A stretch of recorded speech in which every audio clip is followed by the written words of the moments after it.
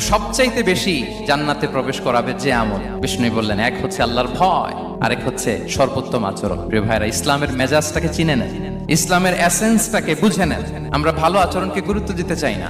অনেক নামাজি লোক দেখবেন নামাজ পড়তে পড়তে কপালে কালো দাগ ফেলে দিচ্ছে, বাসায় বউয়ের সাথে খারাপ আচরণ করে, খিটখিটে মেজাজের, প্রতিবেশীর সাথে শুধু ঝগড়া, কলিগদের সাথে ঝগড়া, মারামারি, দুঃসম্পর্ক, এরকম আছে না? নাই বলেন, আছে না?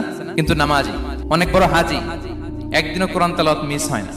তো এত আবাদত করেও সে ইসলামের আসল এসেন্সটাকে ধরতে পারেনি। বিষ্ণু বললেন, সবচেয়ে বেশি জান্নাতে প্রবেশ করাবে যে দুটি আমল, একটি হচ্ছে তাকওয়াল্লাহ, আল্লাহর ভয়, আরেকটি হচ্ছে উত্তম আচরণ, সর্বোত্তম আচরণ। তো আমরা যেন উত্তম আচরণের অধিকারী হই, আমার স্ত্রীর সাথে যেন ভালো আচরণ করি, প্রতিবেশীর সাথে যেন ভালো আচরণ করি, ছেলে মেয়েদের সাথে যেন আমাদের অ্যাটিটিউডটা ভালো থাকে, আচরণটা ভালো থাকে, কলিগের সাথে যেন ভালো থাকে। বিশ্বনবীর আচরণ যেমন ছিল তেমন আচরণ যেন আমরা গড়ে তুলতে পারি। আওয়াজ করে পড়ুন আমিন।